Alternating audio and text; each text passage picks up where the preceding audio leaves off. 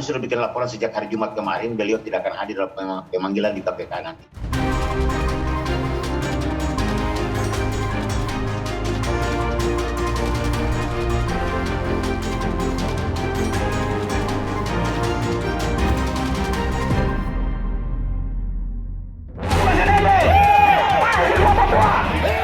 Tersangka dugaan kasus korupsi suap dan gratifikasi Lukas NMB kembali mangkir dari pemeriksaan KPK dengan alasan sakit. Kasus korupsi menjerat wanita emas dan Hakim Agung Sudrajat Dimyati. Teka-teki penggunaan jet pribadi oleh rombongan polisi utusan Verdi Sambo. Halo, selamat malam saudara. Anda kembali menyaksikan program Laporan Khusus yang berisi berita pilihan dari redaksi akan menemani Anda selama 30 menit ke depan.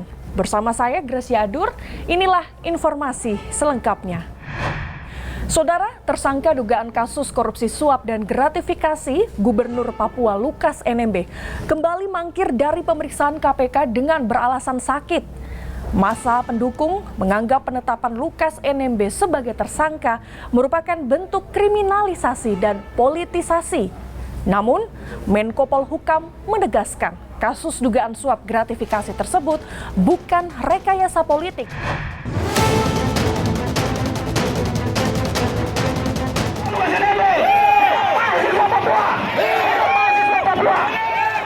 Beliau dalam keadaan sakit yang sangat berat. Beliau jalan sudah tidak kuat 5 meter, sesak napas, kakinya juga bengkak. Jadi kami sudah bikin laporan sejak hari Jumat kemarin, beliau tidak akan hadir dalam pemanggilan di KPK nanti hari Senin tanggal 26. Sakit jadi alasan Gubernur Papua Lukas NMB tidak memenuhi panggilan penyidik KPK Senin kemarin. Sederet penyakit disebut diderita Lukas NMB, mulai dari stroke, ginjal hingga diabetes. Tim kuasa hukum bahkan meminta agar Lukas NMB diperbolehkan berobat ke Singapura kendati ia telah ditetapkan sebagai tersangka dan dicekal. Komisi Pemberantasan Korupsi KPK telah menetapkan Gubernur Papua Lukas NMB sebagai tersangka dugaan kasus korupsi suap dan gratifikasi proyek pembangunan infrastruktur di Papua senilai 1 miliar rupiah pada 5 September lalu.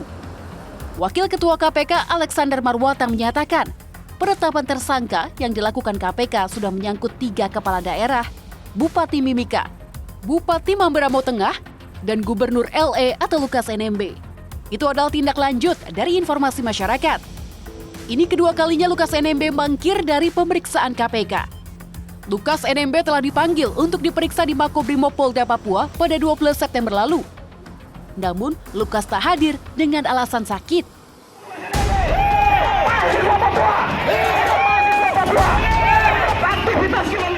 Pasca ditetapkan menjadi tersangka, para pendukung Lukas NMB berunjuk rasa menolak penetapan tersangka terhadap Gubernur Papua tersebut di Jayapura pada Selasa 20 September lalu. Massa menganggap penetapan Lukas NMB sebagai tersangka dugaan suap gratifikasi sebagai bentuk kriminalisasi dan politisasi. Namun, sangkaan ini dibantah Menko Polhukam Mahfud MD. Ia menegaskan, kasus dugaan suap gratifikasi Lukas NMB bukan rekayasa politik dan tidak berkaitan dengan pejabat atau partai politik tertentu. Mahfud menyebut, sejak tahun 2001 pemerintah telah menggelontorkan dana otonomi khusus hingga 500 triliun lebih. Namun nyatanya, dana tersebut justru tak dirasakan oleh rakyat Papua.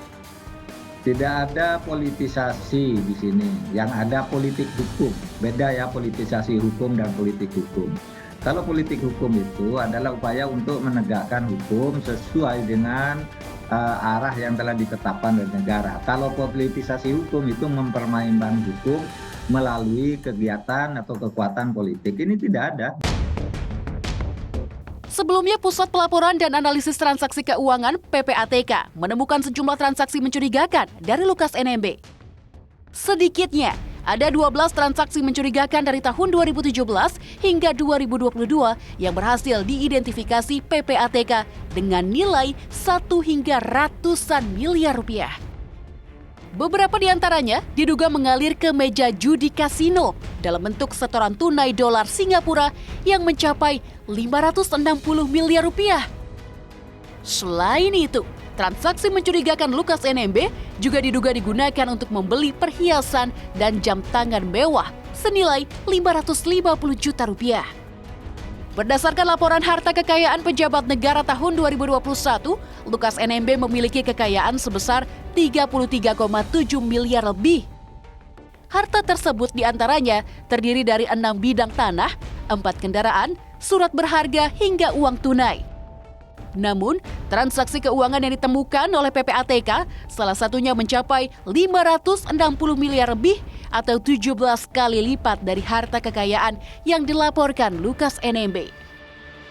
Kini PPATK telah membekukan sejumlah rekening dan transaksi keuangan Lukas NMB. PPATK sudah melakukan pembekuan penghentian transaksi kepada beberapa orang di 11 penyedia jasa keuangan. Ada asuransi, ada bank, dan kemudian nilai dari transaksi yang dibekukan oleh PPATK di 11 PJK tadi ada 71 miliar lebih. Koordinator Masyarakat Anti Korupsi Boyamin Saimat ikut menelusuri dugaan aliran dana Lukas NMB ke meja judi. Ia mengungkap Gubernur Lukas NMB kerap bermain judi kasino di ruangan VIP di sejumlah negara. Di antaranya, kasino di Hotel Crockford Sentosa Singapura, Genting Highland Malaysia, dan Solai Resort and Casino Entertainment di Manila, Filipina. Bahkan, Boyamin menilai sejumlah safari kasino Lukas NMB di sejumlah negara mampu menjadi bukti kondisi fisik NMB cukup prima dan seharusnya mampu memenuhi panggilan KPK. Perjalanan ini selalu diikuti oleh beberapa temannya dan kelihatan Pak Lukas bulan Juli itu sehat karena bisa berjalan di bandara Singapura dan cukup jauh berjalannya. Kami punya videonya. Dalam program produksi Kompas TV, kuasa hukum Lukas NMB, Stefanus Roy Hening, mengakui NMB memang gemar menyambangi kasino. Namun, Roy membantah Lukas NMB menggunakan anggaran daerah untuk bertaruh di meja judi. Menurut kuasa hukum, Lukas NMB berkecukupan dan punya sejumlah usaha. Salah satunya tambang emas tradisional di distrik Mamit, Tolikara, Papua. Menariknya, izinnya baru akan diurus dan dilaporkan ke KPK. Ini klien Anda, betul ya? Oke, setuju. Sebagai kuasa hukum Anda tahu klien Anda gemar ke kasino? Ya, refreshing. Refreshing? Refreshing. Ini hal yang wajar menurut Anda ya? Refreshing. Kalau ini dikorelasikan dengan dana 560 miliar yang mengalir ke meja judi, apa tanggapan Anda? Tidak realistis. Hoax. Ini pesan Gubernur Lukas NMB kepada saya. Roy, hoax. Kau tolong sampaikan, itu tidak benar. Dari mana uang daerah keluar 550 miliar? Tolong Mahfud buktikan, PPATK buktikan, Pak Gubernur juga punya tambang emas di Mamit dan fotonya segera dan dokumennya segera dibawa ke Jakarta untuk nanti diberitahukan kepada KPK. Tak hanya kasus dugaan suap gratifikasi proyek pembangunan infrastruktur di Papua, Lukas NMB diduga terjerat sejumlah kasus korupsi lainnya yang tengah didalami oleh KPK. yakni kasus dugaan korupsi dana operasional pimpinan, dana pengelolaan Pekan Olahraga Nasional PON, dan pencucian uang. Pengungkapan kasus dugaan suap dan gratifikasi Lukas NMB bisa jadi pintu masuk pengungkapan kasus dugaan korupsi lainnya. Akankah KPK bisa menunjukkan taringnya dalam penegakan hukum penyelesaian kasus korupsi?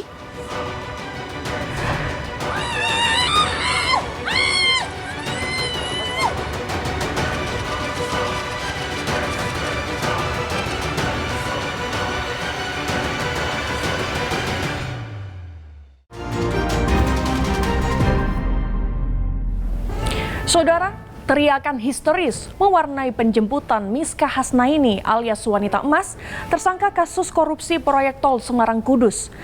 Sorotan lain terkait kasus korupsi, tersangka Hakim Agung Sudrajat Dimyati terseret dugaan kasus suap dalam pengurusan perkara di Mahkamah Agung dan diduga menerima suap hingga 800 juta rupiah.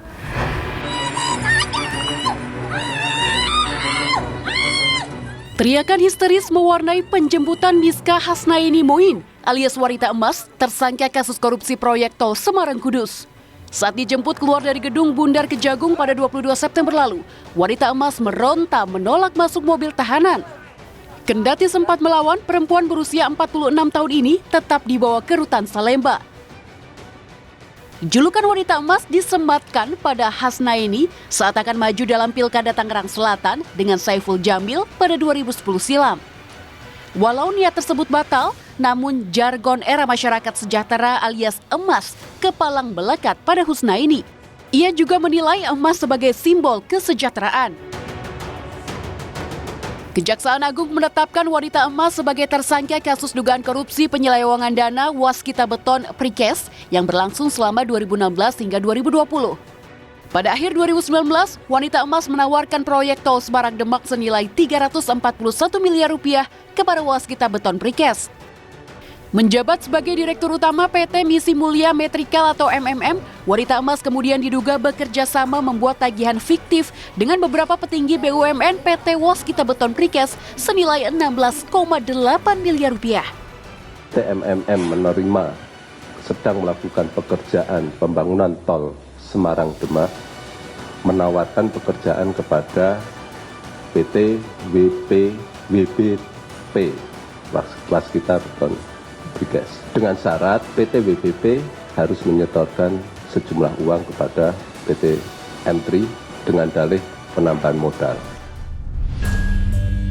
Kejagung menyebut wanita emas sempat tak kooperatif saat menjalani pemeriksaan. Bahkan, ia berupaya mengelabui penyidik dengan berpura-pura sakit dan meminta rawat inap. Namun, rencana mangkir wanita emas gagal usai tim dokter yang menangani menyatakan wanita emas dalam kondisi sehat. Ini bukan kali pertama wanita emas menarik perhatian publik.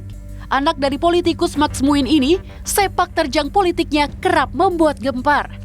Gagal di pertarungan Pilkada Tangerang Selatan tahun 2010, wanita emas tak patah arang. Ia kemudian maju menjadi calon anggota DPR dari Partai Demokrat pada 2014, namun ia gagal. 3 tahun berselang, wanita emas menyatakan keinginannya menjadi calon gubernur DKI Jakarta. Kala itu, stiker wanita emas lengkap dengan foto Hasnaini juga banyak menghiasi bus ibu kota. Namun, mimpinya kembali kandas. Terakhir, wanita emas sempat membuat geger saat membagi-bagikan uang di Pasar Tanah Abang pada 2020 silam yang justru menimbulkan kerumunan di tengah pandemi. Namun, ia mengklaim aksi tersebut murni untuk kegiatan sosial di tengah pandemi COVID-19.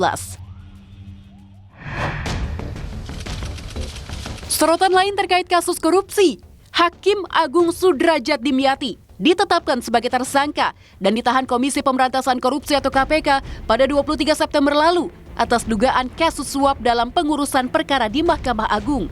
Sudrajat Dimyati diduga menerima suap sebesar 800 juta rupiah untuk menguatkan putusan kasasi dalam kasus koperasi simpan pinjam inti dana agar dianggap pailit. Telah terjadi penyerahan sejumlah uang dalam bentuk tunai dari saudara ES kepada DY sebagai representasi SD di salah satu hotel di Bekasi.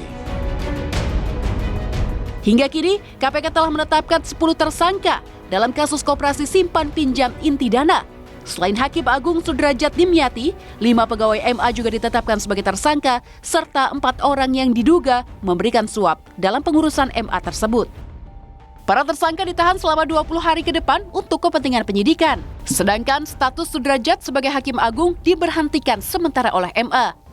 KPK memastikan akan mengembangkan perkara ini karena diduga ada kasus lain yang diperjualbelikan oleh Hakim Agung Sudrajat Dimyati di Mahkamah Agung. Kasus dugaan korupsi yang melibatkan Hakim Agung bukan kali pertama terjadi. Kepada Kompas TV, pakar hukum pidana Asep Iwan Iriawan yang juga mantan hakim mengungkap ada 3 orang Hakim Agung lain yang pernah menjadi terdakwa kasus suap pada tahun 2000 silam. Namun, kasusnya hanya sampai pengadilan lalu lepas ketika dakwaan tidak berakhir pada vonis. Mungkin media semua lupa. 3 pernah menjadi hakim agung tidak hanya sampai tersangka, tapi terdakwa. Cuma nyampe di PN dilepaskan. Ya, karena eksepsi mereka diterima oleh hakimnya, ya junior-juniornya kita paham lah. Lepas, bukan bebas. Sebenarnya bisa dakwaan bisa maju lagi, cuma tidak dilanjutkan. Apakah ini nanti kan bisa berujung seperti itu? Ya, mungkin juga. Kenapa tidak? KPK kan suka rame di awal. Jadi di depannya cuma teorinya wah ye, depannya wah, ujungnya yay. Jangankan hakim, yang bukan hakim aja dapat diskon, apalagi hakim temennya, seniornya, tahu sama tahu lah. Menurut catatan ICW, sepanjang 2019 hingga 2020, MA banyak mengobral diskon alias pemotongan masa hukuman melalui proses peninjauan kembali atau PK. Setidaknya ada 22 narapidana korupsi yang dipangkas hukuman penjaranya oleh Mahkamah Agung. Di antaranya, terpidana korupsi Hambalang Anas Urbaningrum yang mendapat pengurangan hukuman hingga 6 tahun. Hingga pemangkasan hukuman pengacara OC Kaligis dari sebelumnya 10 tahun menjadi 7 tahun penjara. Sementara di tahun 2021, ICW mencatat tren hukuman ringan yang diberikan MA terhadap pelaku korupsi. Pada 2021, rata-rata vonis pengadilan hanya 3 tahun 5 bulan. Tak hanya itu, MA juga membatalkan regulasi yang secara ketat mengatur syarat pemberian remisi maupun pembebasan bersyarat untuk terpidana kasus korupsi. Pembatalan ini turut berkontribusi pada pembebasan bersyarat 23 napi terpidana korupsi awal September lalu. 23 narapidana tindak pidana korupsi yang dibebaskan bersyarat awal September lalu, beberapa di antaranya menyita perhatian publik. Mantan Jaksa Pinangki Sirna Malasari terkait tindak pidana suap, pencucian uang, dan pemufakatan jahat perkara kasus Joko Chandra tahun 2020. Pinangki divonis 10 tahun penjara, namun hakim mengabulkan banding Pinangki dan memangkas hukumannya menjadi 4 tahun penjara. Baru 2 tahun di penjara dan beberapa kali mendapat remisi, Pinangki kemudian menerima pembebasan bersyarat 2 tahun. Mantan Gubernur Banten Ratu Atut Khoisiah yang terlibat sejumlah kasus korupsi. Di antaranya, proyek pengadaan alat kesehatan Provinsi Banten pada tahun 2013 dan divonis 5 tahun penjara. Kasus suap mantan Ketua MK Akil Mokhtar atas sengketa pemilihan kepala daerah Kabupaten Lebak tahun 2014 dan divonis 4 tahun penjara. Namun, Atut bebas bersyarat usai menjalani masa hukuman 7 tahun penjara. Selanjutnya, mantan Gubernur Jambi Zumi Zola terkait kasus suap sejumlah proyek di Provinsi Jambi tahun 2018. Zumi divonis 6 tahun penjara dan kini bebas bersyarat setelah menjalani hukuman 4 tahun penjara. Sementara, mantan Hakim Mahkamah Konstitusi Patrialis Akbar terkait perkara suap pengurusan kuota impor daging sapi tahun 2017. Dirinya divonis 8 tahun penjara, namun hanya menjalani masa tahanan 7 tahun setelah mengajukan peninjauan kembali atau PK. Praktik korupsi yang tidak mendapat ganjaran setimpal membuat kasus korupsi kini seakan bukan lagi kejahatan luar biasa. Bahkan bisa dianggap setara dengan maling ayam yang ancaman hukumannya dengan pemberatan mencapai 7 tahun penjara. Lalu pertanyaannya, kemana keadilan akan berpihak?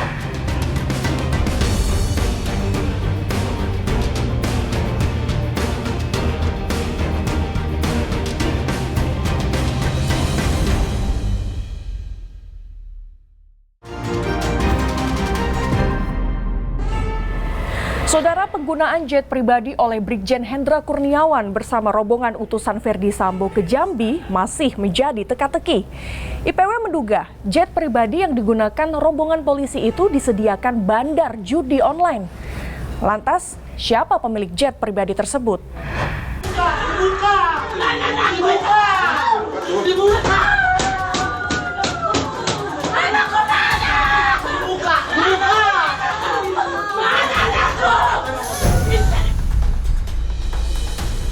Penggunaan jet pribadi yang mengangkut polisi utusan Verdi Sambo ke Jambi berbuntut panjang.